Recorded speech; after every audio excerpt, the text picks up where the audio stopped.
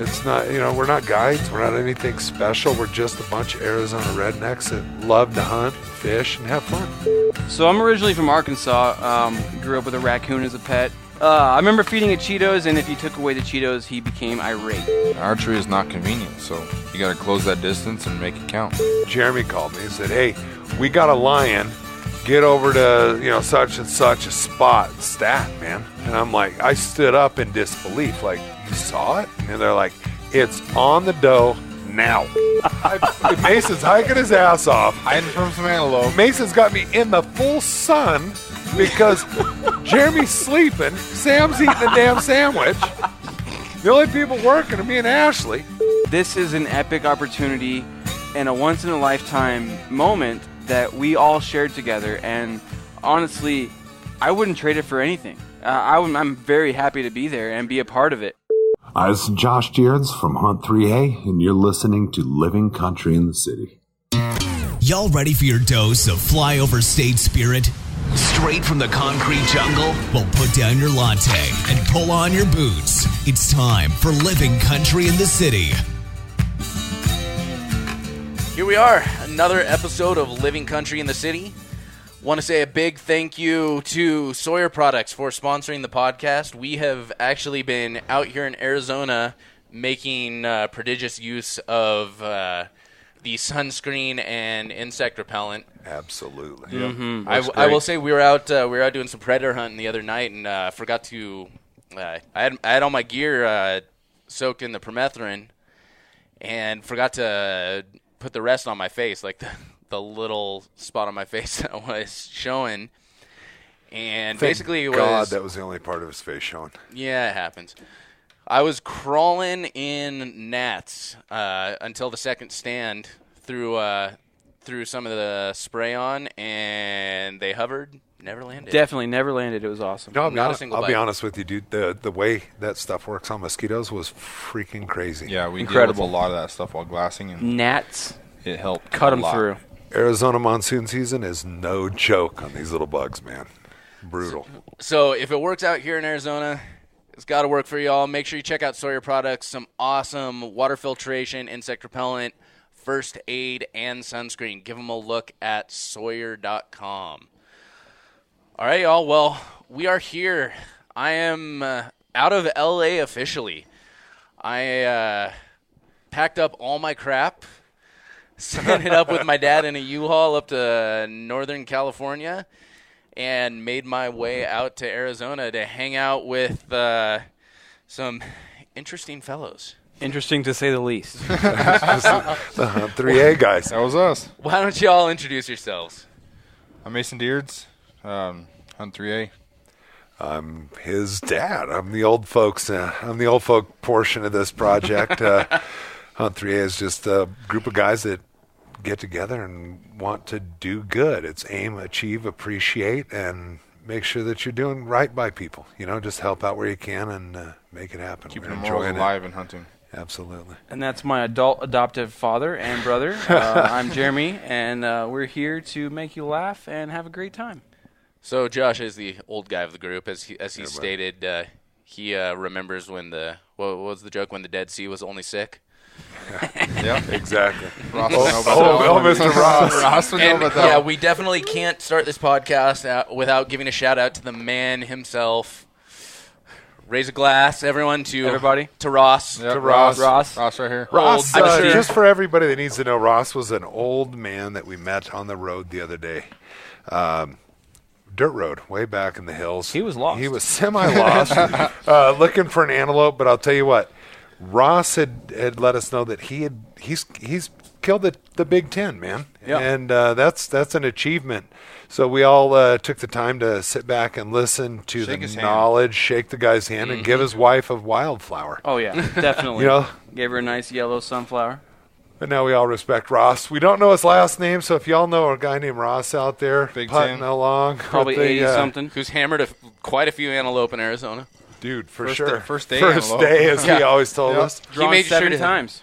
He made sure to let us know he who in has the- never hunted more than one day. Who in the shit draws 7 antelope tags in He Arizona? is like 120 years old. He was pretty old. So, that's what it is. Hey, guys, super cool. We just appreciate Mr. Ross. Yeah, So definitely. y'all know who the hell he is. Slap him on the back. Well, Josh, let's start with you really quick. How'd you get started in all this crap? How'd you get started hunting and in the outdoors and fishing, all that? Interestingly enough, my parents, I'm a first-generation guy. My parents did not hunt. My dad fished quite a bit, and I got to go out with him and do that. I got interested in it when they gave me my first shotgun. I had asked for it. That was my desire. I wanted to fart around with it after meeting a friend of my cousin. Guy was a manager at a thrifty drugstore, and he was a quail hunter. He had a bitchin' dog. His name was Brandon. The dog's name was Brandon. His name was Steve. And he took us out quail hunting, me and my cousin. It was my first experience with it. Man, I fell in love. I'm like, this is the shit, bro. I need some more of that. So talked my folks into get me a Christmas present. It was an old Winchester 1300 pump shotgun.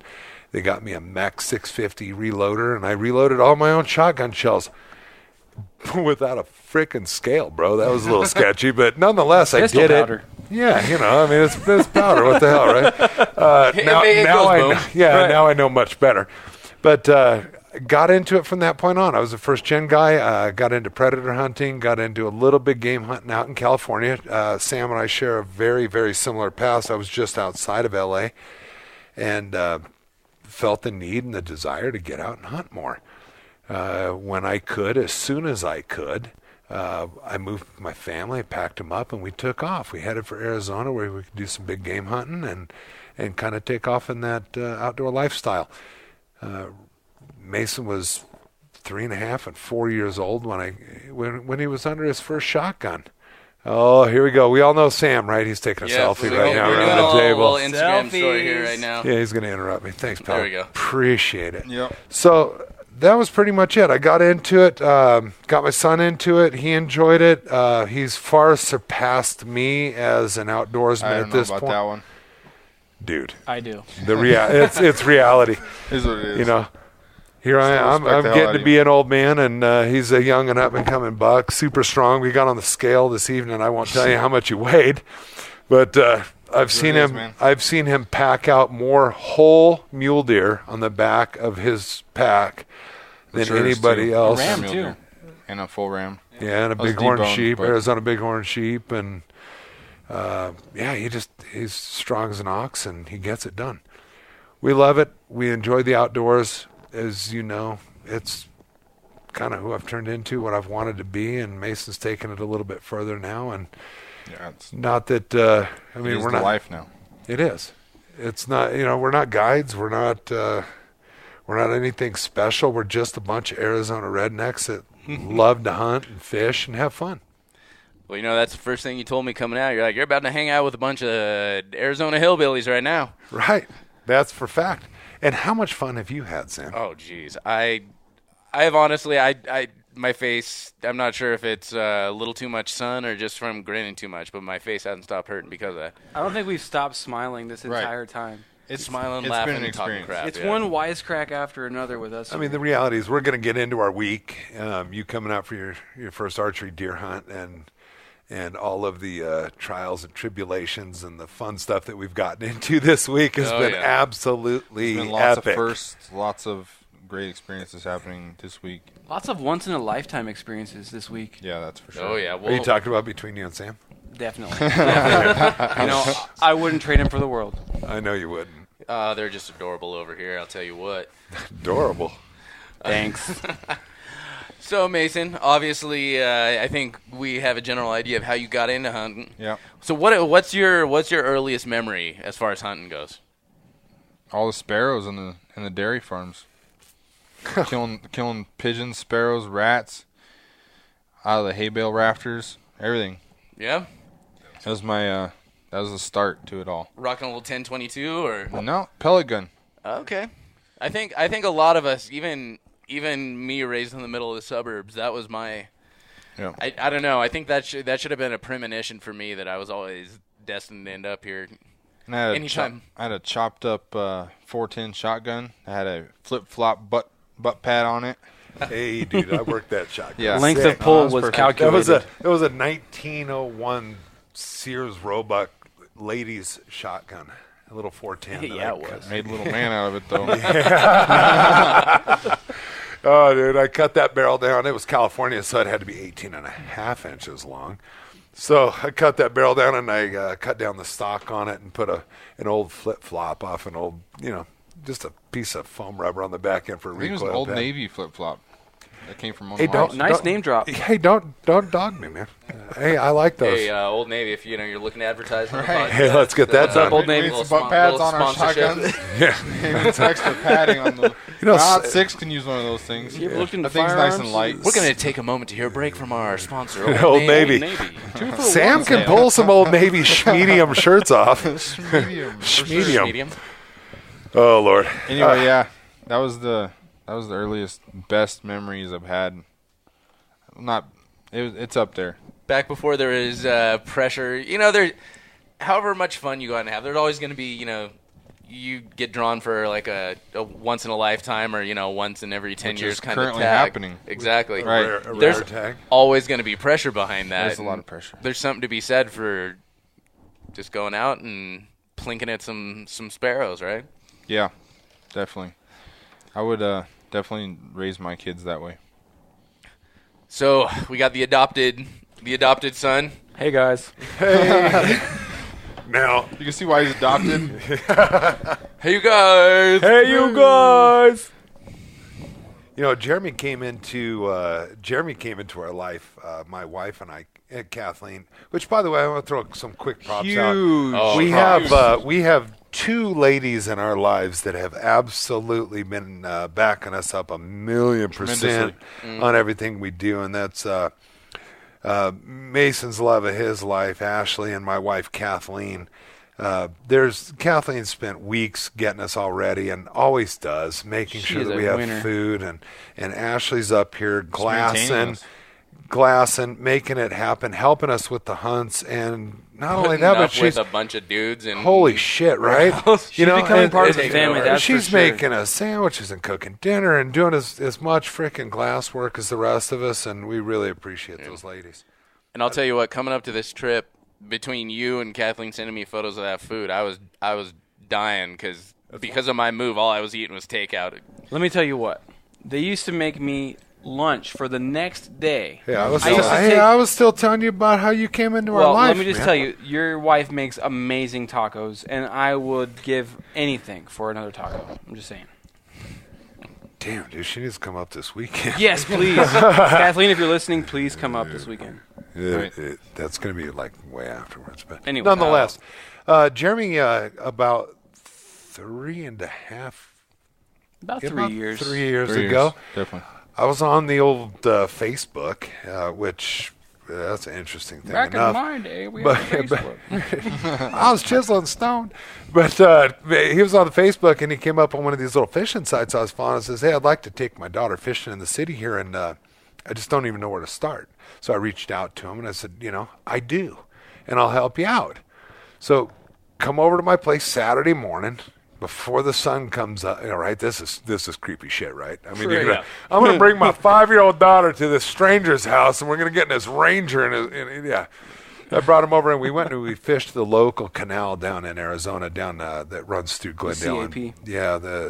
Through Glendale and Phoenix, just to go catch some big white carp. And there's some toads in there, and it's fun, and it's catch and release, and you have a good time. He showed up.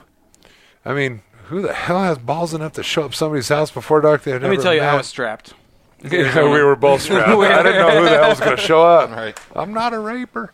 So he shows up. We go fishing. That's still under debate. Well, I don't know. Might make an exception we for haven't you. made it through the weekend fully yet, Josh. see how that works out. Yeah. Sam's awful cute. So he shows up, and we go fishing, and he just kind of filtered in as a part of our life. He showed some interest in hunting, and I pointed him in the right direction and got him a bow, his first bow. So did you not start hunting? Were you not hunting at all before this? So I'm originally from Arkansas. Grew up with a raccoon as a pet. Fed it Cheetos. What was the raccoon's name? I don't remember his name. I was Sister. probably 5 or 6. I remember feeding it Cheetos, Sister, you son of a.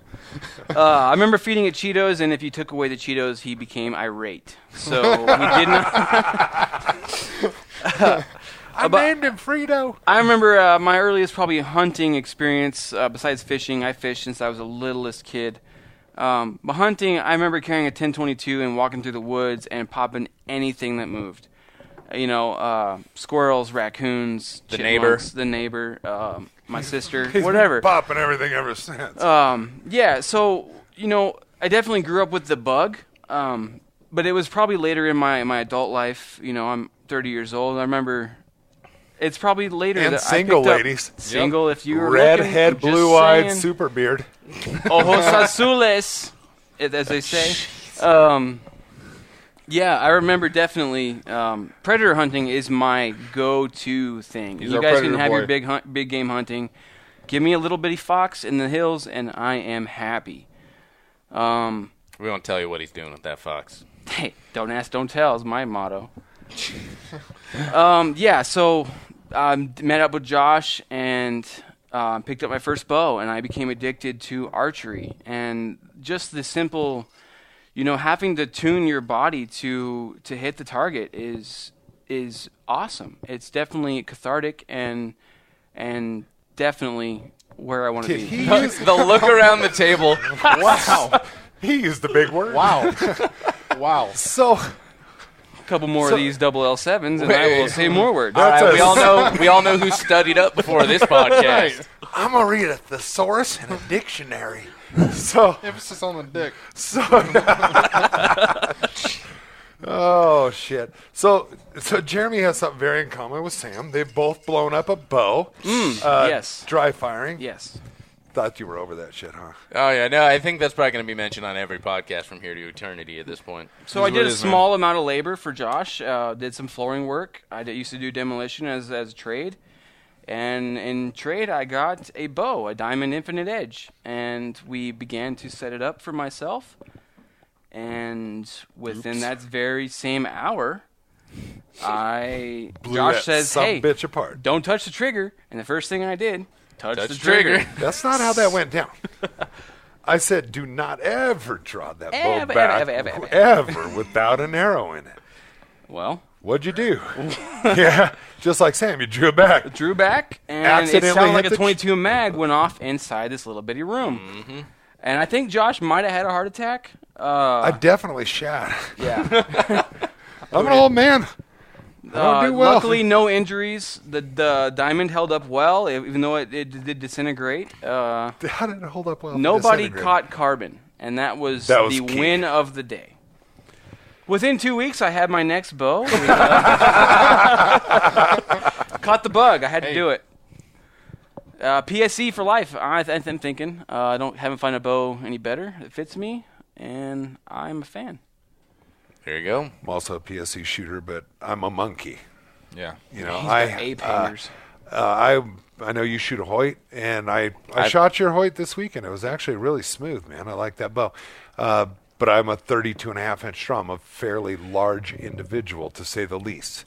Yeah, I thought I had And, a decently long draw length with my gorilla arms, but Yep. then start talking with these fools. Yeah, it's Jeez. uncut arrows and I'm following launching. close to my dad on that one. Yeah, what's great about that is we all shoot the same arrows, and when they break an arrow, I have a slider draw length, so I pick up the hand-me-downs, and Just cut a little it's shorter. Make sure there's no carbon great splinters. for my wallet. Good to go. Victory VAPs are the way to go for us, and I'm happy with it. Heck yeah. Well, so yeah, I was trying to remember when we first started chatting, when I first started chatting on Instagram with you guys, but I mean, it's been almost It's been a solid Did we year. start talking before my elk hunt last year? Oh, well before. It was. It's been a solid year plus. You know, I reached out to you and I saw. I think I caught on somewhere around 30, 34. Listened back and I thought it was, hey, dude, I really like what you're doing. You know, you're documenting the inception of a hunter and coming from the same. I mean, literally from 30 miles from where you were, you know, and doing the same thing you were doing. I thought it was a pretty cool idea and just wanted to be a part of it. Followed along. We chat. We talked. When you spent your time down in the Kofa, we chatted that's when back we and forth. really and started talking. Like, you threw me your number, and we would text photos back and forth. Easy, Tiger. Easy. Two dick Never do pics. that again. Spare that deep down inside. Never talk about it again. Never. So there's going to be a lot of movie quotes on this. Oh, it gets Talking bad. about Step Brothers. So I started chatting with you when you were down in the Kofa, and I was sending you some pictures so you knew what you were looking at because you had your binoculars backwards and you forgot your release. I did not have the binoculars Tell me backwards more. that Very time. small. Not that Very time. small. Not that time. But I did forget the release. We'd been talking. I mentioned I was coming out, and I know I was supposed you're to go gonna with be- you on that hunt and got sick as That was hell. the second weekend. You were like, freaking pneumonia, tuberculosis, syphilis, herpes. gonorrhea, syphilis. What? Yeah, it was bad. Yeah. But yeah, no, that was back in January. We really started talking, and I was coming out to Arizona on my over the counter archery deer tag. And I figured, I'm like, well, I'm going to spend as much time out here as I can, and can't afford to take any vacation days because I know hunting season's coming up. And so I would come out on weekends, drive on out take off early on a Friday, and come on out, start hunting real early Saturday morning. Except when, you happen to forget your release. And any of y'all that have been listening to my podcast for a while may have heard my one solo podcast entitled More Things Not to Do in the Backcountry. Let me tell you why I suck. That was very literally... Damn, Jeremy. Wow. No, that was very literally what the podcast was about. It was me going through being like, well, don't do it. This is what I did. Don't do that. That was a super pure podcast, though. That was a fun, really to be good one. honest. Before we get too far away from this, though, I want to mention that somebody else in this group has forgot a release on a hunt before. Sitting to my left here, that's my dad. Hey-o. Sheepers. Yeah, that was a rough one. When That was extra rough. Let me tell you a little quickie. That was a good buck sitting right in front of him. I was, damn. We're javelina hunting in January, and you got an over-the-counter deer tag. Yeah. You got a javelina. We're checking out, and I'm like, hey, look at that buck right there. That's a nice buck. So we take off after this buck. I hike up the hill. Everybody's watching me through the glass. It's sweet. I'm gonna get a double right. I'm gonna pin my javelina. I'm gonna get a buck. And this son of a bitch goes broadside at me at 40 yards, and I grab the string and realize my release is on my center console in my truck. How far away is your truck? Way too damn far away. Probably at least a couple miles. Not going to make Yeah. that stock. So that wasn't going to work out. So I decided to, man up and finger the string. Hey, I got some good fingers. So I draw back. He's 40 yards broadside, looking away. Easy peasy, right? Well, back in the day, we used to shoot a cowhide patch. I could finger a bow and launch that thing out. A lot of children There's around a here. bunch of 12-year-olds Yeah, here. it's giggling about. 30-year-old I mean, don't get 12-year-olds. me wrong. I'm still giggling at it, but I'm gonna finger I'm that able to bow. control myself here. Take a shot, arrow flies over the top of that deer. Deer watches the arrow hit somewhere hundreds of yards behind it. I realize that ain't going to work out so swell. Stand up, yell, you win at the deer. He runs away. He won. And I watched this beautiful 4x4 just run away from me. And when I got back down the bottom of the hill, everybody's watching me. They questioned everything, and I had to explain that I'm, pretty much a freaking retard. Wait, So, retard? Did Did you just say retard? I did say retard. Yeah. It was, Not It's definitely proper term, but it is a fitting term. well, listen, for anybody out there with any mentally challenged, family, I apologize if that's offensive, but I really don't care. So That's Josh. That is Josh. I will tell the truth, but I always take care Purest of of you. hearts. If you need help, I'm there. Now, in fairness, I did not forget my release. What? I realized that I forgot my release. Oh, so you did forget your yeah, I release, did forget my release. but not on an animal. Okay, suffice to say, folks, there may have been some alcohol consumed before this podcast began, and, well, as the podcast is happening currently. So, forget any interesting turns of phrases. But suffice to say, at least I realized I'd forgotten my release as I was leaving the car and Jeep. packing up my gear. Oh, jeez. Here comes the car situation. Here we go again. It's a vehicle. Do I need to once again look up the Merriam-Webster's dictionary version Don't get all definition of fancy car? pants educated on me, son. He whipped that out on me earlier, and I tell you what, That's not cool, man. is what it is. You have a Jeep. A Jeep is not a car. Yeah. A truck is not a car. We're trying to break him of his car fascination. He lived in L.A. A car is an umbrella term. A Polaris Ranger is not a car. Multiple types of a Polaris Ranger is not a car. I will You're give right, you that much. but you keep calling it a car, and that's an issue. That's an accident. Yes, I will. I will apologize. Let's use the generic I will term vehicle. begin flogging myself for calling the Polaris Ranger a car. like we keep training you. Let's just call Yeah, it a there we go. vehicle, and we're good to go. Yeah, we're going to. I This is apologize going to be a for horrible this podcast, guys. Yeah, I'm sorry. This is going to be dude. terrible. Anyway, it won't be in a few minutes, guys. We're going to get into some stories. Second pretty weekend, damn you cool. know, we'd been talking, and I don't know what the hell I'm doing. I'm out there in Kofa, bumbling my butt around. Hey, look, there's some desert. There's some deers in this desert, right? Deer are hard to find in the desert. That's bro. a very arid region. And I will admit, apparently I did pick a dang good spot because because later Roberts. Roberts was there. I had a very skilled deer hunter that I've had on the podcast before, Chad Roberts, probably a few thousand feet up above me, glassing down on me, laughing at my butt, and giving me all kinds of crap on Instagram. But Gotta start somewhere. we talked about that story. But yeah, so you took pity on me, and we made plans for the next weekend for you to hop in the Ranger and come on out, show me what the heck I was doing. Just try to help. And then you ended up with your Ganasifa Herpa leads. Yeah, that was He something does that fierce, yearly. man. Yeah, I'd come down with that. I think, honestly, my favorite part was we're talking on the phone, and you're like, yeah, I got some antibiotics for this. I'm starting to feel better. Penicillin. Let's let it be said that I did not have a sexually transmitted disease. A lot of penicillin, I've been and married this cleared up within 25 2 years weeks. to a wonderful woman, and I don't want that to go down like that. I had fucking pneumonia, bro. It was rough. That's it. That's it.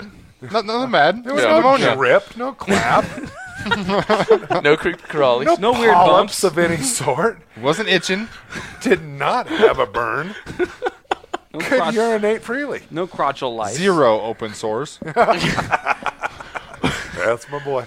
But I will say one of my favorite parts is I'm talking on the phone with you, like, I got the antibiotics the other day. I've been feeling a lot better. And, I'm thinking maybe if I feel better tomorrow, and I just hear Kathleen in the background go, we never let Mason stay home or go out and play when he was homesick from school. Right. If you're too sick to go to work, you can't go play either. She That's is my the mom. voice of reason. Yeah, That She's the voice of would reason. be. I just hear her yelling. I was laughing my ass off. I'll Yeah, tell you she what. is the 3A mom, and she is Yes. the keeper of all things sane. She That's is a for keeper. sure. I'll tell you that. Oh yeah, I was dying. But that second trip I went out and it's funny, and that's one thing I've been talking with a few of my hunting buddies, and they've been asking how this trip's been going. And the first thing I tell them is I'll be like, you know what, and I knew to some extent this would happen, but I told them, I'm like, in the past week, we've been up here for a week. In the past week, I have learned more about glassing and stalking and just hunting in general than I have with all the books. And anybody who listens, and I've talked with some of the most amazing people. I've read just about every single instructional book and video there is, but nothing's ever going to beat one-on-one instruction with someone that's showing you what you're doing. It's boots on the ground. Yeah, definitely. You got to get boots on the ground. You have to get out there. You have to take a seat behind the glass, and you have to look. And it's going to take hours and days and weeks. And eventually you'll get it right. It's definitely glassing. Glassing is a solid deal, man. I mean, you really got to sit down and kind of figure out what you're doing. Arizona glassing is a huge technique. You're not sitting in a tree stand. Arizona It's specifically is Arizona, Utah, Colorado. There's a lot of places that you're going to get out. New Mexico, your Aoudad hunt. I think we're going to get to go along for that. And I think that's going to be February fun. Oh boy! Happy birthday to me. But getting out and learning some of the techniques and just getting out and doing it, man. Getting the boots on the ground and having fun. I said, Sam, come out. We're going to have a blast. You already have a tag. You didn't fill it in January. You already have a license. What's it going to hurt? And then you end up closing down shop in L.A. and headed out. Show up at my house looking like the Beverly Hillbillies, unloading everything in my garage and consolidating everything. It was out of control, man. It was fun. We got up here to Mason's house and a little bit north of Phoenix, a couple hours north of Phoenix, and get you on the field. Get you playing. And I'll tell you what, have you not absolutely had a freaking blast, dude? It's been I've been grinning the whole time. Yeah, it's been a great time. This week has been full of once-in-a-lifetimes. Oh, it's been insane, and we're about to get into some stories for y'all. I'll tell you what, but Mason was very, very fortunate in drawing an archery antelope tag in Arizona. And it was not even a draw. Thankfully for our draw system, I was able to receive a tag. Because he's retarded. No, I'm just joking. A retard. Retard. Right. So anyways, somebody forfeited their tag, and I was next in line pretty much to get it. And Arizona Game and Fish called me and said, hey, if you have the funds in your bank account, we can go ahead and charge it right now, and you can have this tag. Well, go ahead, strike the count. And well, of course. There we Sure, go. that doesn't hurt. On my way. So he's 2 points. So anybody in Arizona listening is going to be a little chapped. Jealous. Because it's drawn with 2 points, and Arizona antelope tag it's crazy. oh yeah, Lucky mofo. Yeah, for sure. Fact. We've been busting our ass It's been for 6 days now. We got up here last Thursday. It's Thursday today. Friday was our first hunt day. We've put stalks on good quality antelope on public land in rain, heat, bugs, everything. We've had it all. 2 times a day. snakes. literally every single type of obstacle and weather you could imagine we have encountered. Since we've been out definitely. here. It's also the monsoon season, so, it's unpredictable. Yeah, mud. Let's face it. We started on Friday. We had mud so deep that, there were... You weren't even there sure was we were going to get those there's no four-wheel drive bottom. Rangers through. No bottom to it.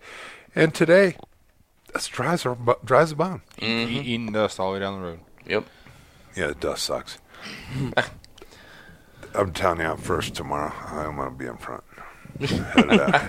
Two Ranger system. Yeah, It's always it's always an event watching these two decide to get a hitch in their giddy up and decide they want to see who gets to be in front in the driving order. Right. Mason's reckless. I'm a conservative driver. I'm still young. The simple fact that Ashley has been with Mason has saved him so much. Right. Yeah, right. Slowed him down quite a bit. Right. Precious cargo, right? Right. So Sam, what has been the you've got the opportunity this week? Okay. We've seen some stuff. Yeah, I'm going to put you on the opposite hot side. seat, It's the the hot hot seat. seat, baby. Time to interview. So Sam, we all know Sam's been on his elk hunt, blew out his knees, did that whole deal. He's been fighting and getting back into shape. He's back up and running. He's got the opportunity to go shoot his bow. Yeah, looking good. Load that money. We got up here. We got up and we did a quick broadhead tune on your bow because you hadn't shot it with some broadheads. So we got up. We tuned it up for broadheads. Shooting real good to 60. Everything's looking great, and we got you into the field. Yep. Well, we've been chasing after Mason's antelope, right? And, past few days, we've been seeing some real nice deer, and let's just talk about your first two. Yeah, let's. That's Jeremy over here looking at me, real romantical like with them silver blue eyes, ladies. If only we had mics on when you guys are in the Ranger. You had, if only. Good night, almighty. These two guys, I swear, peas in a pod. If you call a sleeping bag and naked wrestling peas. So anyway, you had the opportunity. You had your first opportunity to go on a stalk by yourself the other evening. Yeah. Oh man, here we go. Why don't we explain? This is it right here. This is the shit because this stuff doesn't happen every day. So we go out and we've been chasing the antelope for a while and it's exhausting. It's exhausting work, and so we're going to take a kind of a rest day, and went out in the morning for some mule deer, and we were looking around. We kind of went on started a few stalks. We went out, and nothing really panned out. So we go out again in the evening and head out. We're driving along in the Ranger. We see just some does bust out, and we're like, oh, there's nothing there. All of a sudden, pops out this just beautiful, wide, tall 3x3. Picturesque. It was like what you picture when you see a mule deer in the dictionary. Now, so that we don't get into the whole road hunting thing, because we're driving along. We'll have this argument all day long. I know, but we're gonna get quick into this.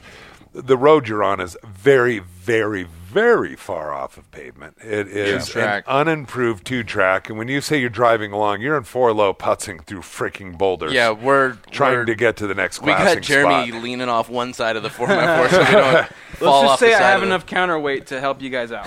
Right. Remember all those ladies? Yeah. Yeah. Remember that, Ready ladies? and waiting. Oh, yeah. So you're putzing along. Yeah, we're getting to our spot where we're going to then hike up, get to an vantage point, glass for a while, and find some. But, we bust out some does. Yeah, and behind them comes out, literally, there's the most picturesque, perfect, more than I would ever expect to get on it. For my first deer, yeah. And so we see this thing, and they go running out. We can see them, about 250 yards away, something like that? 254. 254. Wow, Jeremy. Well, all right. I remember. Somebody's got a memory. I remember.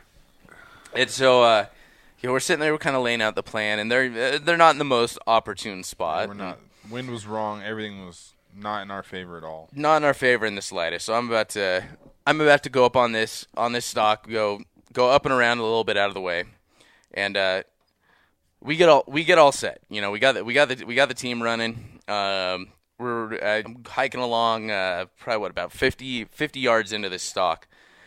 And out of the corner of my eye, I all of a sudden see the mule deers. They're all busting out. I'm like, crap! How did I screw this up already? Okay, now I'm gonna let you both all jump in on this, because I wasn't there. I was home helping get some dinner together. Yeah, you're lasagna making up full. the lasagna. Beautiful housewife you are, Dad. Hey, thank you, son. I appreciate that. We appreciate you. Well, thank you.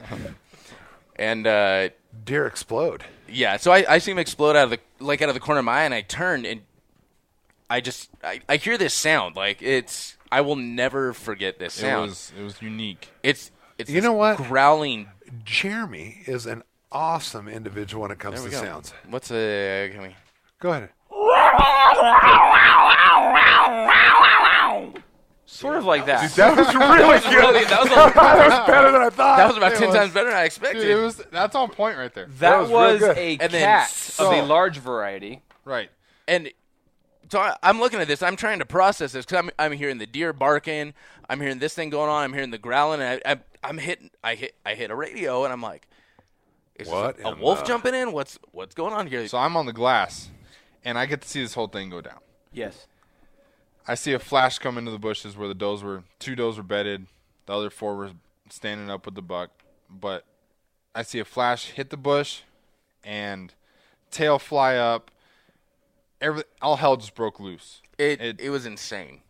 Jeremy's noises were going off. It was really the cat, but Bad day for me. it was a mountain lion. It was a bad day for that doe. This is a golden blur of a mountain lion. This was one of those things that's it's really hard to process. It is. Also the thought that I was on a stalk. You were headed into that direction. Right. You were 200 yards away from it at that point. And it was one of those things where I sit and I think about it. I'm like, it's a 50-50 thing for me where the sane half of me says, "Oh, thank God I was not any closer than I was." The other half of me says, "Damn, that'd have been cool." Too bad I wasn't 50 yards away to see that shit. Right. But then I think I'm like, I'm in Arizona. Why the hell am I not carrying right now? Yeah, that's what we thought too, and we're from here.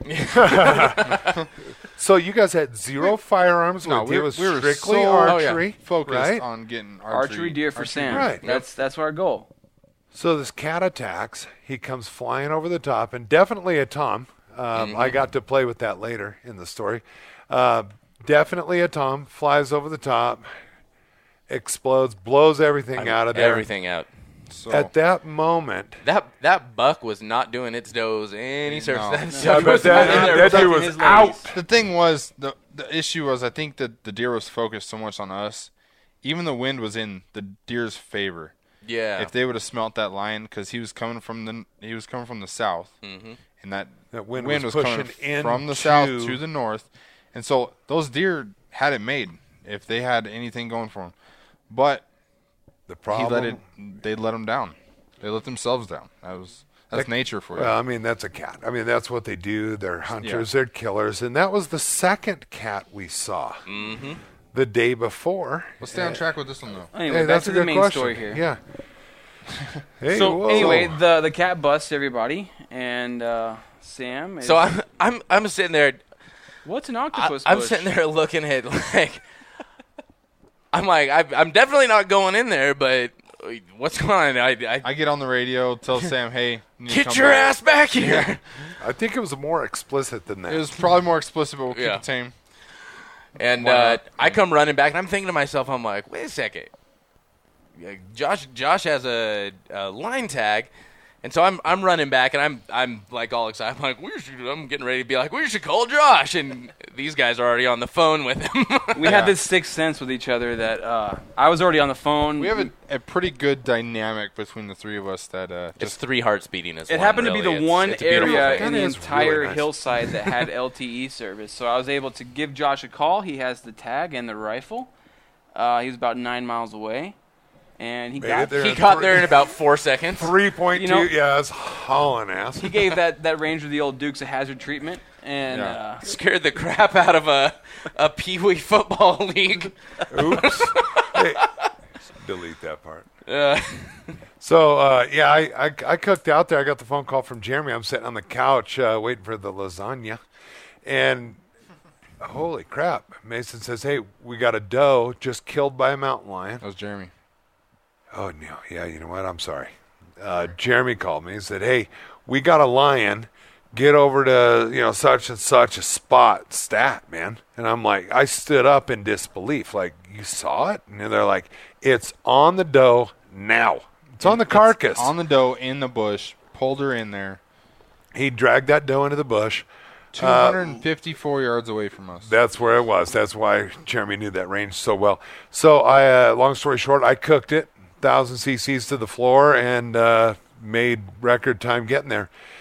Met up with Jeremy at the bottom of the hill, and we ran in as far as we could. Sam was sitting on the back side of Mason.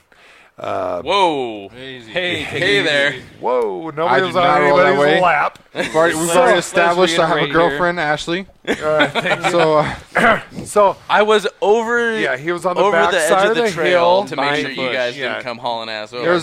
there's very poor radio communication, so we were Yeah, it was bad. Nonetheless, I got up to Mason. Mason's on the glass. The cat's 250 yards away. This is where he's at. I'm on the rifle.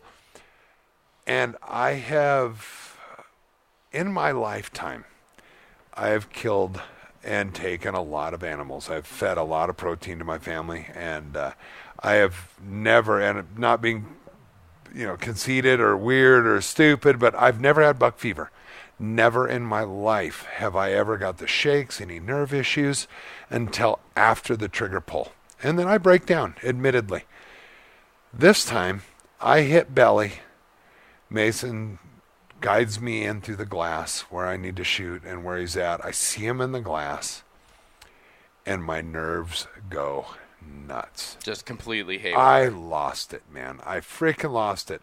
I'm looking at the chest of a mountain lion that's staring back across the canyon at me. And it's no big deal. I mean, right behind you now, Sam, you're looking at a big mountain lion on the wall that Mason took 2 years ago, And it's a beautiful cat. And I don't think anything of it until after the shot. I fucking lost it. My nerves, I sweat, my eyes were filling. it was one of those times where I actually physically was able to see that in you, and I've never seen that before with all the animals we've been together on. Yeah, it was really creepy. So I lined up. I'm a pretty decent shot normally, I say normally because I'm a decent shot. And I took a crack, and I watched the trace on that round impact about 6 inches high and 6 inches right. The cat twitched, jumped down, and rolled, and did a little half spin, stared back at us. And it got real eerie at that point. I'm looking through the glass. There's very little window left. At that Yeah, point. very little window left, and it's just the eye, the chest, and this branch coming through. And I couldn't control it. So I looked up at Mason, simply said, hey, you have a tag as well. Here in Arizona, you can buy an over-the-counter lion tag. They are seasonal, and they opened up last Friday, the 24th. And I know the limit has not been, or the quota has not been made. Call in on that and make sure. Mason's clear. He's got a tag. I give the rifle to Mason. However, unfortunately, there was unbelievably little window for the shot. Super thick brush. Yeah, the cat wasn't going to make it out of there. He tried to split one in. From what I could tell, it was just a hair left. That cat took off, and I realized at that point that was a very large tom. A very large tom. We chased down. We chased down into the canyon where he ran. Followed his tracks down the wash. That was an eerie feeling too. A very eerie feeling because we're running past a dead doe that had just been killed by a mountain lion. We watched, or they watched as it got drug in. He did a number on that doe. Yeah. Dude. Yeah. Yeah, a number. Yeah. We passed that doe under the tree, followed the tracks to the wash, followed the sand down about 85 or 90 yards. Mason's up on the hill as I run in down the wash, and I come through this downed tree where I lost the tracks. And at that very moment, I realized, fuck, this guy could be sitting on top of me right now. And I look up, and he's not there, but I can see some shale that had been broken on the left side as he went up. Radioed, actually I didn't radio. I hollered to Mason, that he had gone up that side. Mason was looking real good. And we never did pick that cat back up. That's okay. No blood trail. No blood trail. The damage cat, made. no harm, no foul. The cat was came not back hit. And got the doe later. I mean, obviously. And we decided to opt out of the whole run dogs on them. Yeah, we've got friends that run dogs. We know people that do. It's not. I have no problem with it. It's a legal, ethical take. Yeah. I love it. You know what? I just can't keep up with them damn things. So the reality is I'm not going to call my guys. We're on a fresh kill. The cat just ran away. We can put dogs on that thing and have them in 45 minutes. You know what? Fair is fair. He won. Yep. He won that day. Bested us. He bested us. Amen, dude. So A you lot got of respect involved in that. Dude, he got away with definitely. it. However, I got back, man. It was emotional. Yeah. Oh, yeah. It was emotional, dude. I lost it. I had never had that buck. Yeah, and a lot of people go through that, and a lot of people have it. I'd never gone through it. Now I want to have it more because, damn, what a rush. Man. I always had it after the shot, never before the shot. Man, what a different way to have to think and train. I can't wait. I cannot wait. Almost the same thing the day before, right? Well, yeah, and I was gonna say really quick. We started glassing up. We're like, well, we're already out. Let's finish up this deer hunt, and we actually ended up putting a stock. Trying to put a stock on a couple more mule deer, but of course we're all in a very we had just been through a very intense situation, and we all kind of regroup, and Jeremy here brings us together and gives a little prayer, and man, I will not. Let's just say it was a great moment for everybody, and we all have become even closer because of it. The glass got real foggy for the next 5 minutes. Hey, man, I had salt and dust in my eyes. Yeah, that was dust. My It contacts were absolutely acting up. does. I was cutting my veins. Pollen, maybe. I was driving the Ranger with my eyes wide open, Really quick before we talk about that other mountain lion, I think we're gonna take a quick break here and hear a word from one of my partners. I'm not gonna cry. I said I wasn't going to do this. Yeah, really, I'm gonna go grab another beer. Alright, y'all, I'm not afraid to admit that I'm a huge geek when it comes to games, and well, let's face it, a lot of other things too. However, when it comes to nerdy card and board games, I really can't get enough. So when I found out there was a card game out there combining two of my passions, hunting and nerdy adventure games, I really had to pick it up. The game is called Gut Pile, and the goal is to build the ultimate Alaskan hunt. You do so by collecting several cards, including animals such as grizzly bear and moose, hunting locations like Yonder Mountain and Nunya Creek, as well as weaponry, gear, and transportation. But make sure you've got tags or donuts handy because you never know when an Alaskan state trooper will drop in unannounced. It's a great game and a ton of fun for hunters who are inspired to share stories about their past hunts, as well as non-hunters who can be brought into discussions about hunting in a very non-threatening way. If you'd like to learn more, check out my podcast with the guys at Gut Pile Games by visiting livingcountryinthecity.com/22 and get $5 off your order from Gut Pile Games by visiting our partners page at livingcountryinthecity.com/partners. All right, so we are back after a slight refreshment break. But yes, as we were talking, that is not the first lion that was seen this weekend. The day just prior, we were out looking for some antelopes and Speed goats. Lopidopes. fast food. They've been doping the hell out of us, me. I'll tell you that. How many stalks have you had this week? 2 hands full. I think we were 10. We're at 10 stalks inside of 70. Inside of 100. Let's just say that. Let's say inside of Yeah. 100, 8 of those. That's conservatively, Yeah. definitely a conservative estimate. Ew, it's been rough. But anyway, I apologize. I didn't mean to interrupt. Oh, Go no. ahead. Yeah, no. So we were looking for some speed goats and coming up to a gate that we went to go open, and there's a flash in the distance. A golden flash. Not too far away. Maybe. About 100, 120 yards forward. Oh, and it was moving fast, though. It was hauling ass.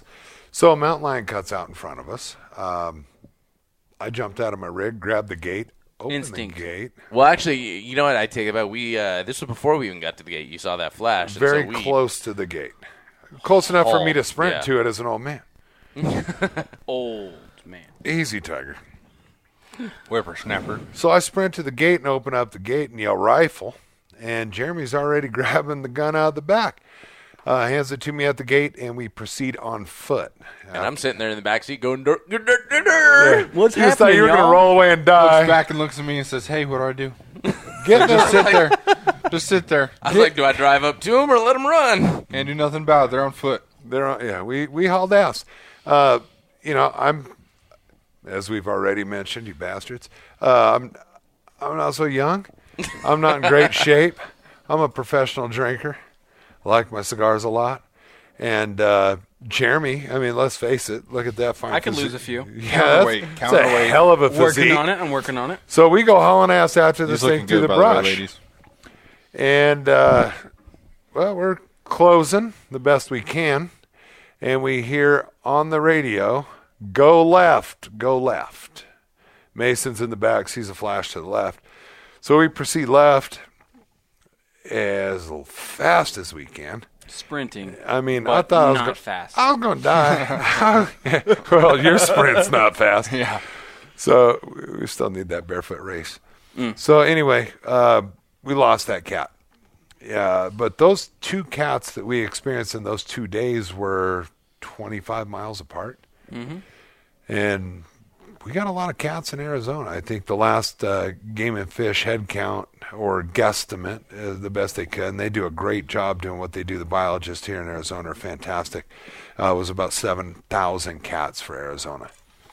We're limited to quotas now. This year was the first year that they've put us to a hunt quota, much like a bear. Non-year-long Yeah, hunt. yeah. Yeah, got they have rid an of the- off season. Used Yep. to be all year long. for offspring and such things. Yeah, they Which want is to make fair. sure that everything's good to go. Again, we were good to go, but the cat ran a lot faster than we did. Out of They shape, seem to be out of apex shape old man predators. and fat head. did get to witness that. Fat redhead trying to chase down a mountain lion. That didn't work out so More of a swell. red beard than a head, but I'm working on it. Hey, you just do your thing. I just have to say, there was zero hesitation watching these 2 dudes all but out of a 4x4 and go sprint through a bunch of trees after pretty much the North American apex predator. I'm not gonna lie, it's a little Arizona sketchy. You know, you spend as much time with a person as I have with Josh and Mason, and you kind of develop a sixth sense. if you will, kind of an unspoken bond, and we sort of read each other's minds at times. It was pretty crazy. It was pretty nuts.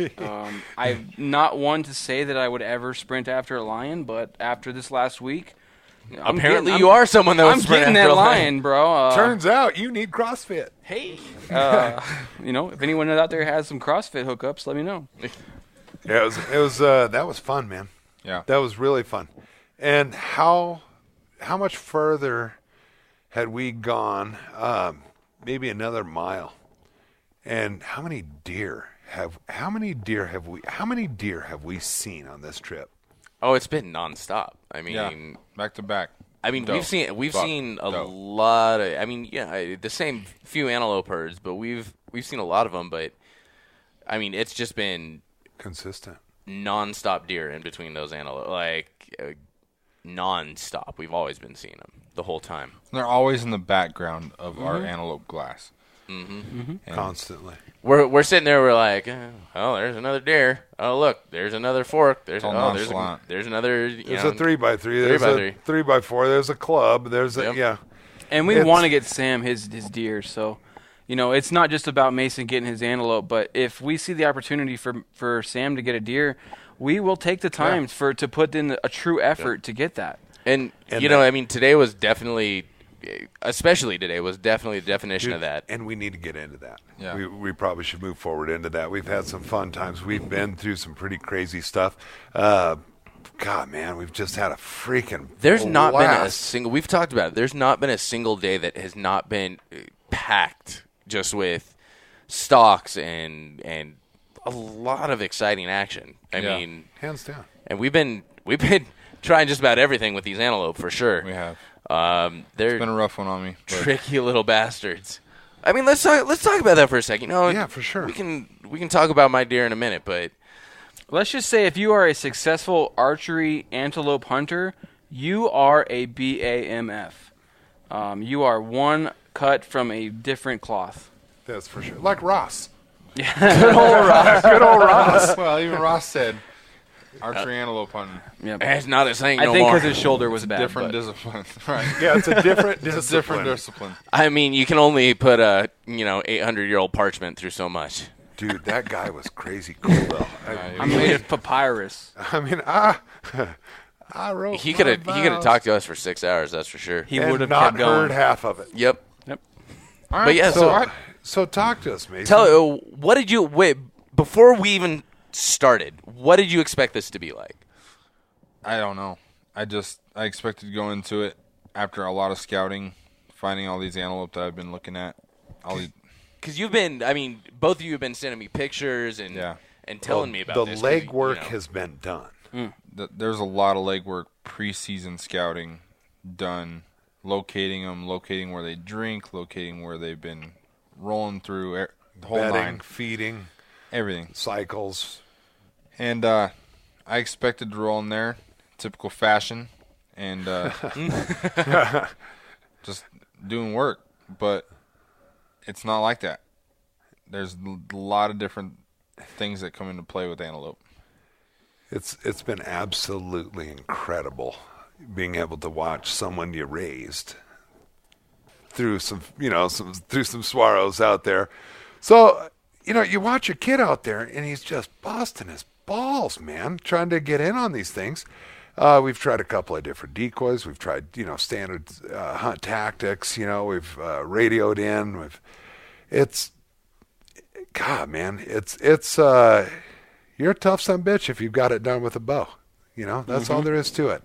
And and trying to we've be in there, but what I was gonna say, we've seen both where it's like you're doing everything perfect, like right, and then they just get a hair up their ass and they're like, Gone.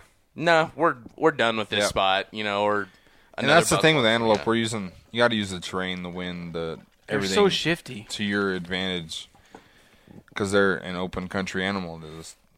The reality is the season we're in right now, wind is a major factor. We've got, a predominantly southwest wind right now. The mornings, you don't know when they're going to shift. You're on some plains. They're not. It's not like the mountains where you can really read a thermal shift or a thermal climb that's going to come in, and it's pretty brutal, man. The wind has been a big time enemy, no doubt about it. Antelope can see some ridiculous amount of degrees around their head. I don't know what it is, like 320. Don't quote me on that. Mason's got cactus in his chest, his belly, his balls. It's rough, bro. It's not pretty. I mean, they don't live in a very convenient location. Right. There's a reason for it. Archery is not convenient, so you got to close that distance and make it count.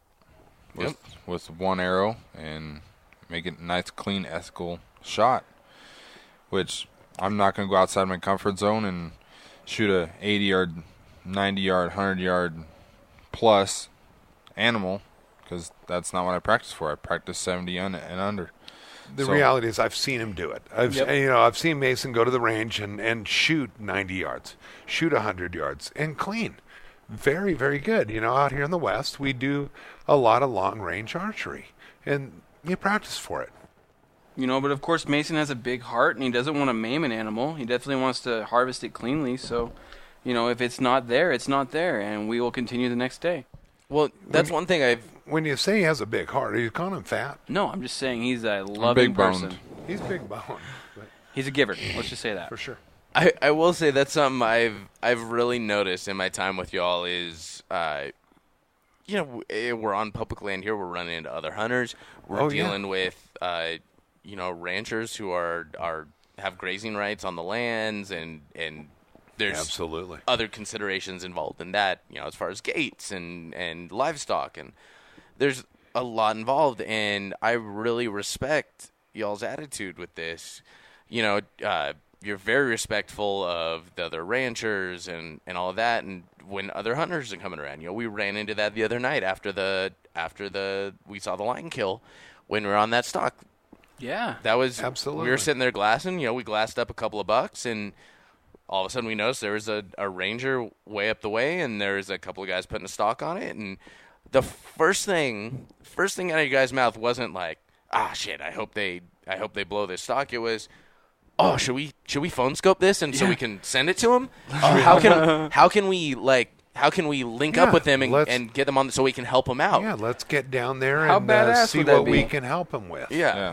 And I really respected that a lot. I mean, don't get me wrong. I wanted to put a stalk on both of those bucks. Good deer there, man. I'm not lying. There was a real nice tall 2-point that I was looking at. And they ended up taking off, and we ended up putting a stalk on them. Well, kind of trying. I'm not sure that technically counts as a stalk, but it was planned out. It was about but 50-50. We We planned it well, work. and the deer just didn't cooperate. Right. But That's correct. we had a good time, and I really respect y'all's attitude with that. And it's something that's missing from a lot of people in hunting these days. Absolutely. Is just that respect for others, and it's nice to see now and again.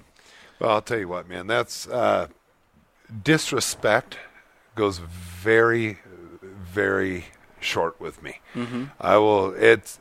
You want to help people. I didn't say, hey, Sam, come out here and, bring me some shit, or, we're going to do this, but you're buying all the meals, or, that's some crap, man. Somebody needs help. I see it. I want to help. That's just how we are, though. Like the sheep hunt, all the kids' deer hunts. That we've been youth on. hunts. Helping my daughter go fishing, Just the little stuff. Just everything. Josh gets the joy out of seeing a little girl smile, and that is something to That contribute. just sounds awkward, bro. Not in a weird way. I'm I just know, saying, you know. when we catch 200 pounds worth of fish in 2 hours, and a little girl's arms are tired. That was awesome. That's that happened. That was a good day. That was a really good day. I got pictures. I bet you do. So, the respect, you gotta maintain it. You gotta give it. You gotta. We're hunters helping hunters. And if there's none of that left, there's going to be no more hunting. Dude, the hunting community is dwindling. We all know it. I mean, it's getting worse and worse every Dying year. breed. What is there? 11 million last year? Was that the number? I can't It was remember. something I've heard it so many ridiculously times, but low. I mean, and we continue to lose we continue to lose people every year, as the older generation get out of hunting, the younger generation just doesn't take it up. And that's one thing we need to start, as hunters, start helping with, is bringing up the younger generation in hunting. Yeah. Put ourselves second, We've been there. We've done that. And right now, to us, you're the younger generation. You're older than Jeremy and Mason. Well, he's not older than you, is he? He's slightly older than me. I am, yeah. I'm older than Mason. You're older than me by a lot. Yeah. Let's throw that shit out there. In fairness, I've only got the second most gray in my hair and beard here. So. Yep. Well, actually, I got a stripe. I think I've got more in the hair than you do, but you've definitely got me on the beard. I have the goldenrod color going on in my beard. Definitely no grays so far. There's some kind of rod in your beard. Hey. Hey, kaboom. All right, so let's help each other. Edit. All right, edit. Post. Yeah, get rid of that rod comment. Like I said, folks, we've had a few. But it is definitely something to say when you go out of your way to help fellow hunters who you don't even know. Just for the simple fact that they need the help, and they might want to see the video of them killing something. Well, Josh and I legitimately met for the first time a week and a half ago. Yeah. Like, we've been talking for a while. We never met. Yeah. I show up at your door. Truck full of shit. Huge truck full of crap. The clampets hey, I'm from rolling LA. in. Hey, look at me. Y'all come back now, you hear? I'm from California. Yeah. But I was from there. So, hey, I understood why you had all that pink stuff. So I roll. So we unload all this stuff into the garage. We pack up and get ready to roll. But I roll up and it's like meeting an old friend that you just haven't seen in a few months. And I meet you guys for the first time, just rolling out. I meet you for the first time. Shit, you're staying at my house and I haven't even met you yet. Yeah, walk into your house in the same bed. So this is where I'm living. Weird. I don't know you. I walk up, give you a big hug, make some probably slightly homoerotic comment, and then a mouth to mouth. Edit. Scratch that. Edit. Yeah, go ahead and edit that. Oh, guys, I'm good. I just really apologize for this podcast. Hey, you know what we should talk about? Hunting? You had a monumental moment in your life today. And let's start with yesterday. What happened? Yesterday's snake event. Oh, yeah. So that was pretty monumental for Sam. There's been a lot of stuff that happened. So, we're out. We decide we're gonna go do some predator calling last night. We'd done it a couple nights before. Sam's hooked, by the way. He wants to kill him a predator, and we're almost had one last night. Oh yeah. So we go out and we were 50-50 on it. It was getting a little late, so we just said, let's haul ass out there and get one or two stands in. So we go out. We call in a fox, and it didn't quite pan out. There's some brush in the way. Didn't present. In all fairness, I'm brand new at this. I'm still figuring it out, so I'm not as quick on the trigger as I could have been. So we go to the second stand. Nothing comes in. We're on the drive back. All of a sudden, Mason's slamming on the brakes on the Ranger. And then, you want to take this over? Yeah, it was just slamming on the brakes. That was me. The left pedal. Turn the corner and get all lefty. About probably 15 feet off the road or so, we saw a very nice western diamondback crawling, half body hanging out of the bush, head exposed still. Grabbed a shotgun that we use for predator hunting and decided to dispatch it. It was a nice full-grown male. I mean, this was a reasonably high traffic area. Yeah. Dirt road, off-road, and well out of town. That's the deciding factor is there's a lot of archery hunters out there right now, and we know the area, and there's a lot of traffic. So one less danger out in the field is better for everybody. And that was one of those snakes that was not... That was a freaking toad. My dad and I will handle snakes with a snake stick and do our thing. But that was one of the ones that I wouldn't touch with it. Yeah, check out Sam's Instagram. See the photos of that snake. It's a very good, very large western diamondback. It was definitely a shotgun snake, but got close enough to dispatch him via the head and take it clean off. And, something y'all may not know about me is I posted on Instagram now, I am not a fan of snakes. I used to play with them as a kid, and I was fine with them, and then there's just one day, suddenly they were not okay with Like me. horses. And You jerks. oh, well, yeah, Josh is afraid of Josh horses. is not a big fan of horses. I'm going to catch some slack on that. You And- watch. yeah. Here it comes. But Here it suffice to comes. say, when I say I'm not a fan of snakes, terrified would be more the, I've seen it in the your eyes. accurate I word. would say terrified for sure. You know what, though? The way you guys handled that snake, though. Quick dispatch, male. We try not to ever take, and which we're legally allowed to take 4 snakes a year here in Arizona, rattlesnakes of certain species. You got to know them. Some are protected. But they taste real good, as we know tonight, because we barbecued that sucker up. After a nice day-long marinade. Little sriracha barbecue. So, yeah, sriracha. Nonetheless, we try not to take females because they have a place. We need to be able to have some offspring. And damn, man, they're tasty. They're beautiful. They're trophies. They're fantastic animals. They sure do eat good. Oh, yeah. Well, so, we dispatched the snake, went and got buried the head. Yep. And Mason sitting there, and he looks at me, he knows my issues. Yep. Yeah. We've had this discussion a few times because, you always got to be watching your feet Just when came you're across out a here in rattlesnake, Arizona. What, 2 days before then? Oh, yeah, too? just 2 days before, almost stepped on one. Yeah, I was walking along after a glass of some antelope and almost wound up. Yeah, you were Came within 2 or was 3 snake feet. bite. Of, 1 foot from being within 6 Yeah. inches Yeah. of it. One step. Yeah. Let's just put it that way. Yeah, one step, I should say. These guys can't measure. Yeah, whatever. But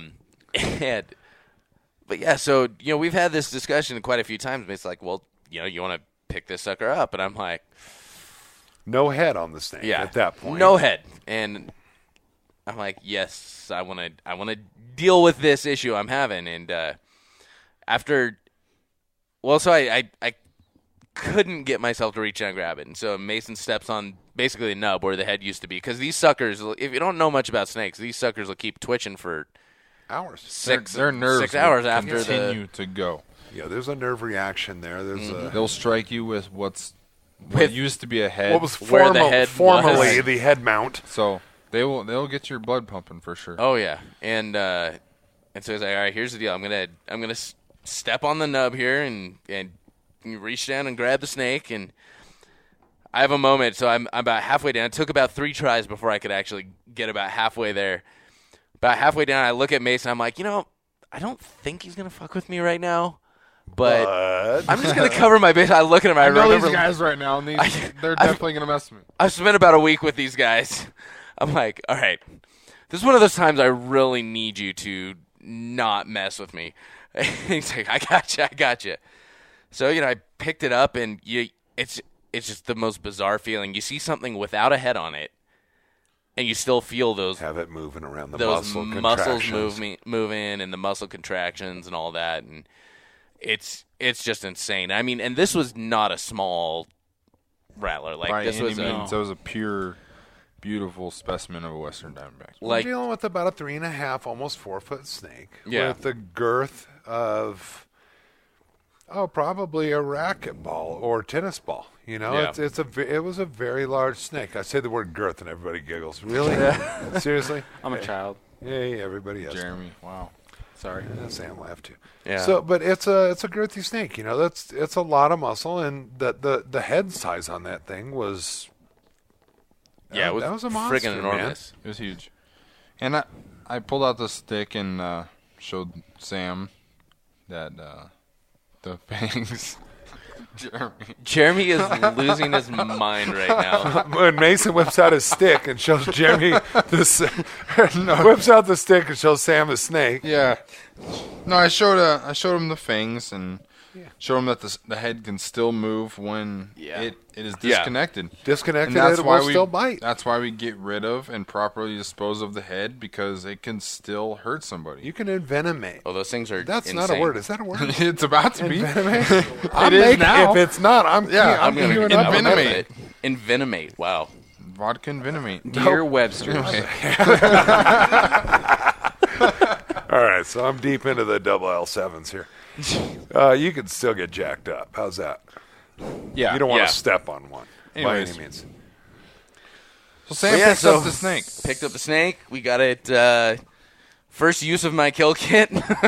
It's been real clean up until Hey, this is point. that where that bag came from? Yeah. Was your kill kit? That was my kill fancy, kit. man. That's a nice bag, That's dude. a really nice What bag. kit is that? Speaking of, that's the black Ovis sacks for elk.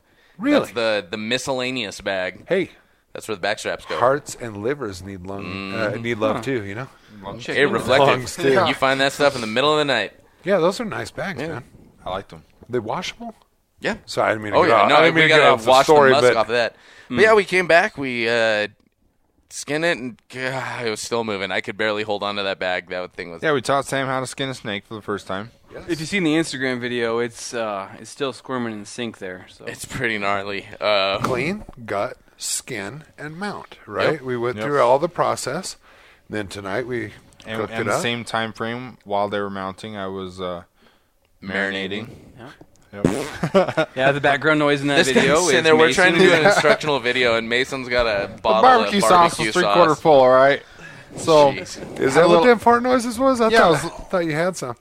Oh, Jeremy just got. Wow. Wow. Okay, so let me tell you a little story. Jeremy just got whacked in the sack, and he's about to vomit. Sam just Good job, Sam. Way to come Sam just around. punched him right in the nuts at the table. On a podcast. Here we go. Mickey Mouse. Jeremy done messed up today. Giblets. Jeremy done messed up, and the three of us, because of his lack of preparation and coverage In judgment. and judgment, now all three get to take a shot on his sack with no retribution. Willingly. With no retribution. Squirrel. Squirrel. We call that a squirrel. Mason laid him over earlier, and I think Sam just Outside.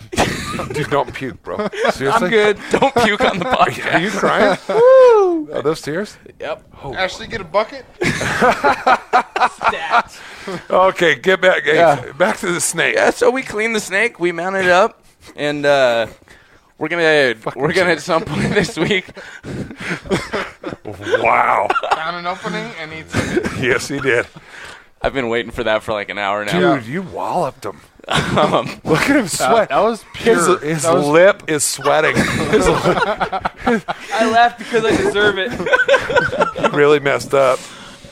Yeah, so we're gonna find a nice piece of an old windmill or something, and Yeah, we'll get it mounted up. get that sucker mounted up. That's a currently drying in the shed, but you'll be out of here by the time it's done. So I'll go We'll ahead get and it ship rolled it up, to you. shipped it up. there we go. Let's move on. But yeah, moving on to today. Today. Man, What'd you do And- today? This was happened, pal? Jeremy's face right now. God, he's still sweating. Jeremy's bro. trying to talk, but Dude, he sounds like Mickey Mouse. Is your earlobe sweating? Possibly. That's a gnarly nut shot, bro. Jeez. Nose is running. Those lefty. I'm sorry, y'all. I gotta apologize. It's totally an inside joke. Oh Inside man. your belly. Shriveled. Can you say hiding? Yeah, so I talk a lot on the podcast about Yes. measures of success. Right. You look, and I've talked with some amazing people on this podcast, and the people that come on this podcast, I mean, people like Jim Shockey, and who these pinnacle of Are hunting you saying prowess. we share the seat with Jim Shockey? What? Not even fucking close. I don't know. Has Jim Shockey sat here? I've seen videos of that guy. He's amazing. Yeah. Yeah. But I mean, I talk with a lot of people that are kind of what you would consider as the pinnacle of hunting success, right? Absolutely. And so I talk a lot about, you can't look at these people and expect to roll out and beat him. harvest a complete booner elk on your first elk hunt, or just end up tearing your knees. What's that? He did say booner. We don't. Never heard that anyway. You've never heard the term booner? No, Dude, sir. Boone As far and as Crockett. It's Boone and Crockett. I get it. Booner. I understood what it big meant. deal. I just never He heard it wanted to before. make a boner joke. That's all. Boner But joke, measuring there you go. success. But yeah, so I Totally talk a lot about understandable. measuring success, and for me, my measure of success on this trip was going God help me. I can't get That was over a lot better than I expected it would Dude, be. you walloped him. In all fairness, y'all, it was a backhand, so it had a good not what I flip to it. Felt the front hand. But you know, Ladies, I you talk can't a have lot. babies. I talk a lot about measuring success and finding reasonable stopping points for what you would consider a successful hunt. And for me, for coming out for this hunt, we've talked about it. I came out in January. I never in my life glassed up an animal. Right. I've put a stalk on a few pigs, and that's been about it as far as that was your Texas hunt? Yeah, that was my Texas hunt. Right on. And so my real measure of success for this trip, what was going to make me ultimately happy, was coming out, putting a stalk on an animal that I legitimately thought I would be able to take a shot on. Fair enough. And you know, today we had a couple of you weird. have just to make you've hunted for but never engaged with a stalk on a deer, right? I've mostly done a lot of hiking with my bow and Bow hiking. sitting up on scree slopes and Took your bow for a walk. and looking at cactuses and seeing random hikers and people in their Subarus coming through and going, oh well, crap. gotta get out of Apparently town, I'm not man. Yeah, for dude, if bunch of green on you back glass end. up Subarus, bro, you're in the wrong spot. freaking Kofa, man. Don't Is that a yup? The What's up? wild Subaru. see the wild Subaru It's natural presenting for its mate. That's the WRX. But yeah, so you know, I honestly all I wanted out of this trip, and you know, don't get me wrong, like we all hope for the icing on the cake. Oh, you know, yeah, we all want to absolutely. take home a friggin' big old buck, whatever it is, but Which almost happened if the lion didn't mess it up. freaking lions. Right. But you know, for me, the measure of success was going out and stalking up, putting a reasonable stalk on a buck, and to a point where I had a chance Being at a shot. within your effective range, Yeah. whether or not you discharge an arrow or not. Yeah. That's And fantastic. so, you know, we'd been going up and down. We put on a couple of stalks today, just as we're focused on the antelope, but there were the whole time deer. we've been coming across some serious deer. Right. And so we see a good spot, a great button buck, and And a that's spike. I don't think we even Well, saw the here's- spike at first. here- We saw that here's the button deal. buck, and that's that's a trophy for That me. button had a huge body on him, and he had to be like, A year and a quarter yeah, old. definitely. I mean, No, but here's the reality. Here's what it is. Everybody's trophy and everybody's, proteins are what they want. I mean, that deer would eat great. and that's the thing. Like, I don't need to qualify it. Nothing. That is a trophy. Don't. Yeah, That is nothing an to prove to absolute anybody. trophy for me. The fact And that you got I was- a deer is where it's at. And Mason and I went out. We grabbed the decoy. We spent a good 45 minutes putting a stalk on this. I'll tell you that you spent an hour and 17 minutes actually, because Shoot. when you left, I looked down at what time it was, and we stood there quietly. Well, except for the song you guys wrote about me. well, you do have some hips. that don't Two, lie. three. 1, 2, 3. I'm a tree. Look at me. Apparently, I shake my hips when I'm stalking. He does have a little. He sashays through the got a prairie little- He definitely has a little with a gait hip to him. swing that will get any girl's attention. There we go. I'm presenting for the ladies. I've been watching too many antelope. Hey, that's the problem. The doe have been following, so it's all good. So you guys were gone for quite a bit, And the thing was about the stock, though, we'd gotten on the button buck, and the reason we took so long after that button buck had gone on with the does, we found a spike, got back on that one. We're just in the deer, so we stayed in it. They weren't they running were- from us, but they were cautious and they were Yeah. keeping ahead of us. They weren't really letting us more than about 90. It was 94 yards, between 90 and 94 yards every time. So we get to the next juniper, next bush, next little cactus, next whatever it was, to get enough cover to show our decoy, but this also is fairly open country, by the way. Yeah. I mean, this is Also gain our there's not a ground. lot of ways to get around. We're these guys. not rolling through like Rocky Mountain Right. thick timber. Yeah, here. you're No, not in the no. pines. You're Right. not in ponderosas by any So we're just using our cover to maintain gaining ground on these deer and get to them with the wind in our advantage. Yeah, and finally we get and I'd practice out to 60. That was my effective range. And we checked a few nights ago at the range with broadhead tuning and verified that that is an effective range. You could probably shoot farther, but playing it safe, 60's your max. And we got to a point, and we had a couple of shot options, and there was a real nice. I think it was like a club spike. Yep. And he was in an opening in the trees, and I was looking at him, and I wasn't convinced I could make an ethical shot on him. Mason looked at me. He's like, "Well, you got a big old broadside shot on this button buck," and he's like, "Well, you got the big old spike here." He was a great spike. Or you got this button buck, and I was like, "Oh, I want that button buck." Yeah. It was. There was You can either I'll choose tell you, between those guys eat real good. ethical or size. And, well, they're both a trophy in his eyes. Right. Yeah. Right. It's a first deer. It's a trophy. No matter how you're going to justify the trophy, it's a trophy. But we had an ethical shot on the button buck, and that was the one to take. Yep. And I turned, I drew, and it didn't work out. You launched an arrow. You had a comfortable shot. You verified. We got a little bit of video of that, and we can listen to the Mason says, "Hey, bracket, make sure that your arrow flight is going to be clear." Understood that, and that was a different deer. That was the spike. That's why I chose not.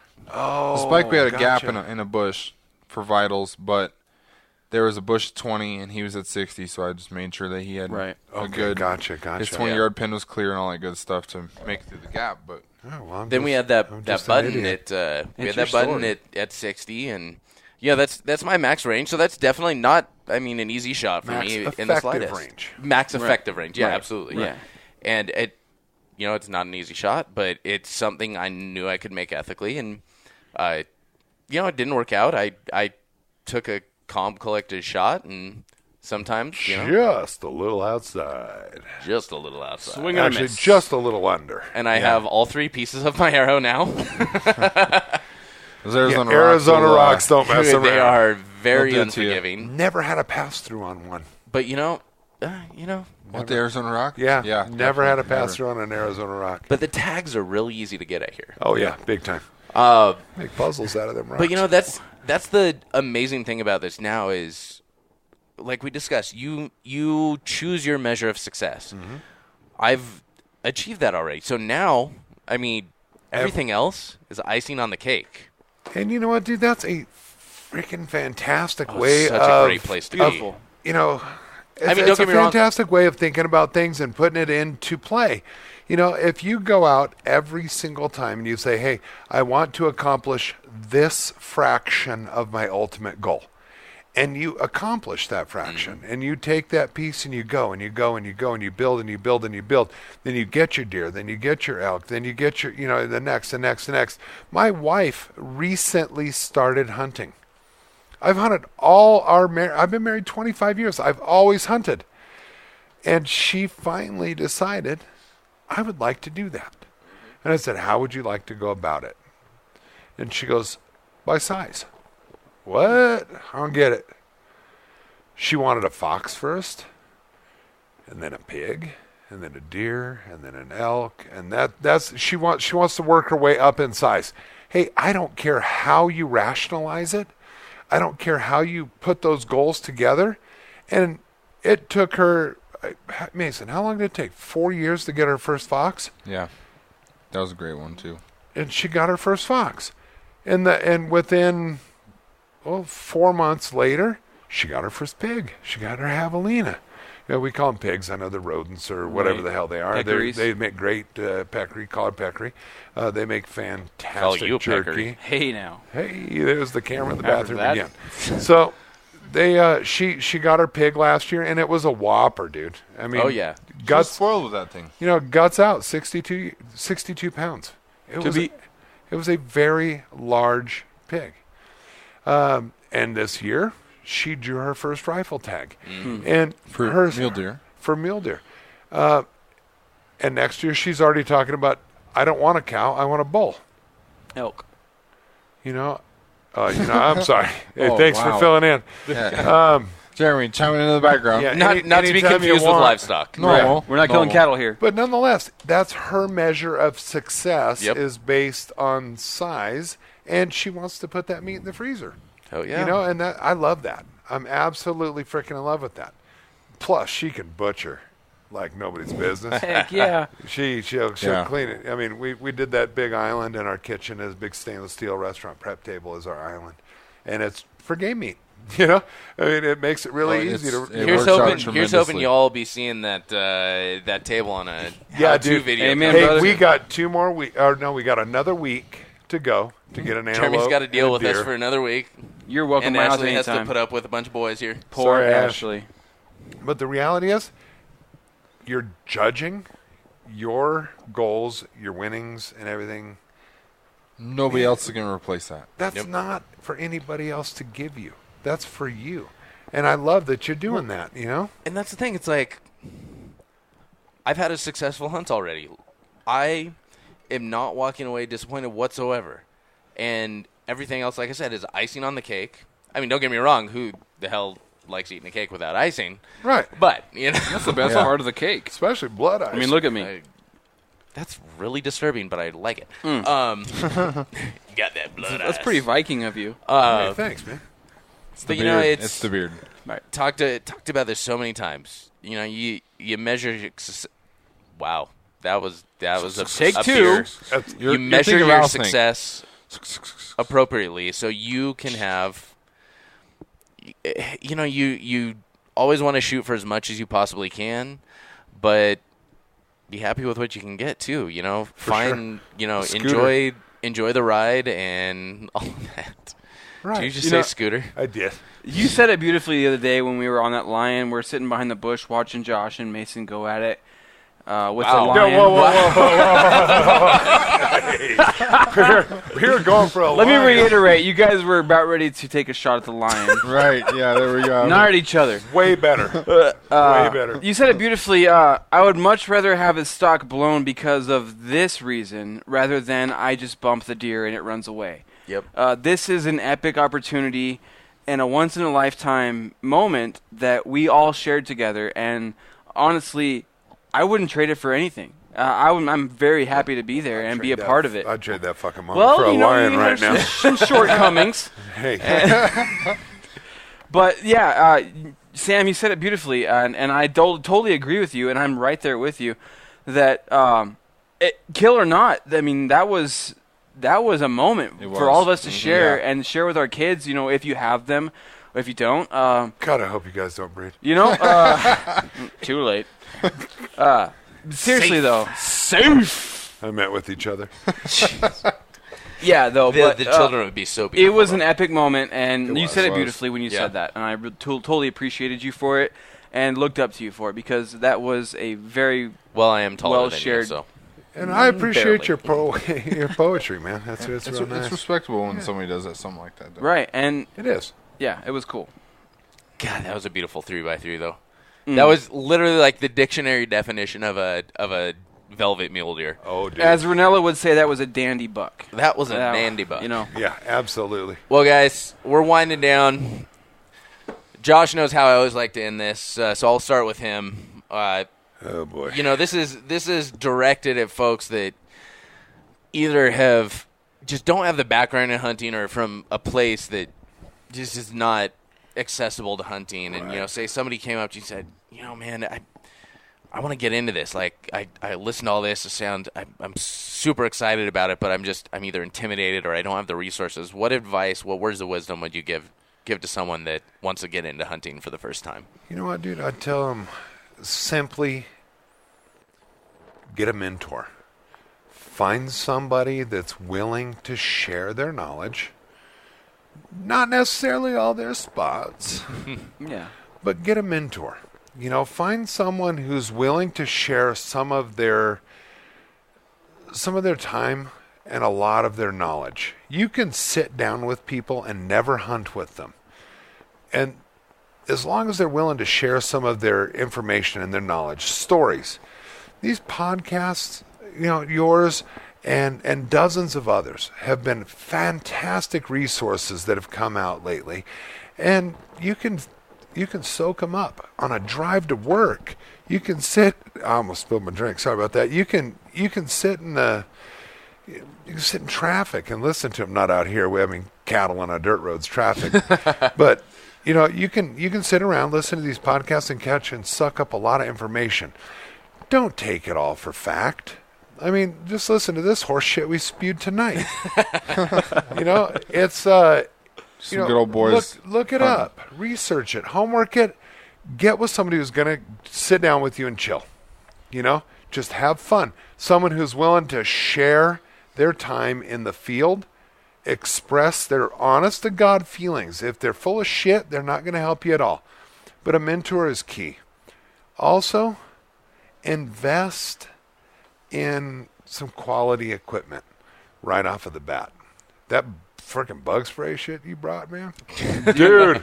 That was what's up. I'm going to tell you right now, I've used a lot of bug spray, but that was quality equipment. Yeah. That's a new investment for me, right? Yeah, I'm sold. What was that again?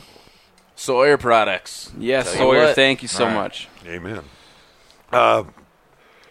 Buy good boots. Buy good glass. The best glass that you can afford.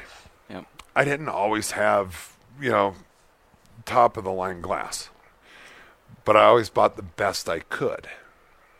Because that's going to help you. Whether you're rifle hunting, whether you're archery hunting, hell, dude, whether you're out trapping, you need to be able to see things. That's it.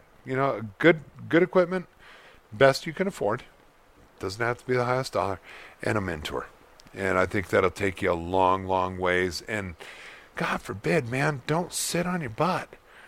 Go do it. Yep. By yourself, with a friend. Even if you get out and drive the dirt roads, just go experience it and see it. Go find yourself a rattlesnake. Yeah. Just don't mess F with it unless somebody knows what they're doing. Be smart about it. Just let them go if you're not efficient. Yeah. But get out and do it. That's my advice. To touch a little bit on what Josh said, as far as a mentor goes, you can be driving through the hills and run across an old timer. Ross. And Ross. you're Ross, Ross. whoever you are, man, you are respected by us, and you can get a lot of information just by talking to somebody. Ask them how their day is, offer them some water. We're in the desert. Water is life, and you'd be surprised at what people share with you when you show some kindness to people, and that is definitely. That's what I take away from it all. Josh is my mentor, Mace is my mentor, Sam, you're my mentor on certain things, and just talk to people. Don't be so secluded from everybody. Get out of your house and enjoy the world.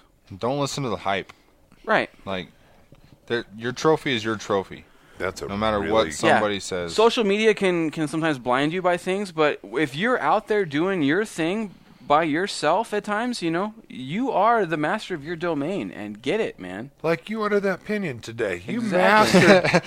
You mastered that nap. I had a solid hour-and-a-half nap of glassing, quote unquote, and I enjoyed that. I made a pretty fantastic glassing sandwich today, too. You guys are all jerks.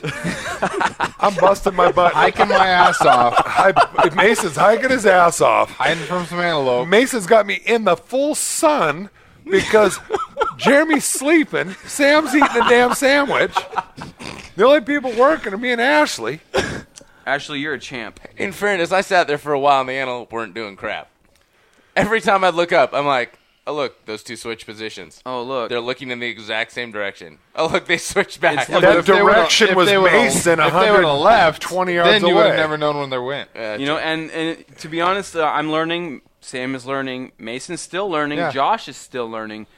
You'll never learn enough. Yep. And you learn by boots on the ground. That's it. These antelope have taught us a lot this trip. Yeah, That's for sure. It's been a good trip. This is kind of important to me as your dad and the old man. If you had to tell a newbie and instruct them on how to hunt and what to do and what you thought was the best process, what would it be, man? As far as what goes. Like somebody's How do getting you into get them hunting. into it? Someone who's never done it. I'm So I'm walking up to you brand you new got and a I say, vegetarian, Ask me. some vegan, Someone from California. Damn. Liberal. Hey. We won't go there. No, dude, Wrapping we this won't up. because there's a lot. There's a lot of good liberals out there. No, I just haven't met them. you ask a hunter, but be particular about who you ask. Maybe feel them out for a minute. Make sure that they're the right person for you, and take them up on their advice. Hard question, ain't it? It is. It's a very hard question because it's what I do. So I don't. So you just grab people and say, "I'll help you." Yeah. That's pretty much what happens. That's what I do. I'm a witness to that. There's not enough of that out there. There really isn't, guys. And I appreciate the time, Sam, and hanging out at the table tonight. I apologize for any of the curse words or anybody that I offended. Mrs. Ayers, Sam's mom, I apologize. I know you listen to the podcast. Sorry. And we're taking care of your boy. I promise he's being fed real well. We do love your kid. And, Mom, I apologize solid. for not calling in the past week. Solid. Oh, he hadn't had Wow. much reception. There's no apologizing for that. Yeah, There's no he's- Wi-Fi. in my house. I'm about to get into trouble. He'll call you tonight, Mom. Well, guys, if people wanted to follow you online, Proud American Hunter, Mike Honcho here. I don't know what you're talking about. If folks wanted to find Hunt 3A and see all the nonsense that's going on, At were Hunt they gonna _3A. Yep. on Instagram? Is there a Facebook page? There's no Facebook. There's no Facebook. We Where's all the have family our deal? We're individuals. not. Look, dude. We're not. yeah. We're not professionals. guides, We're not we're not guides. We're any of You're just a lot a more professional than me. Huh? We don't bunch claim to of- know everything. We're just a out bunch of there. goofy guys having fun, making sure these little California weirdos get deer. You know, tell me you didn't laugh every single time we were out there, man. Oh man, it's been a problem to a certain extent. Yeah, we kind of get Hilarious. irritating to people. Josh mainly. Oh, by the way, Sam and Jeremy both sing, and you get stuck in a Ranger with them fucks. Oh, and decorate the Ranger with flowers. You know, sunflowers are the way to go. I like Absolutely. Snatch it from the side of the road as you're driving. Watching how butthurt Josh gets when his Ranger gets flowered up is the greatest thing this in the is world. It is the death limo. This is a killing and It is machine. You not can't put allowed flowers to on this just thing. have sunflowers decorated on it. All right, y'all. let's wrap it up. Let's wrap it up. Thank you guys for sitting down, hopping on the podcast tonight. Thank you. Appreciate you, man. It was a right. good time. Sam, thanks very much for coming out. All right, y'all, that'll do it for episode 80 of Living Country in the City. Make sure y'all head on over to the show notes page at livingcountryinthecity.com/80. Check out links to everything we talked about in today's episode. Also, if you are interested in helping to support Living Country in the City, head on over to our support page at livingcountryinthecity.com/support. There's lots of awesome ways you can join the team, get some awesome rewards along the way. But in the meantime, keep it country, y'all. Thank y'all for listening to Living Country in the City. Get show notes and check out the blog, product reviews, events, and more at livingcountryinthecity.com.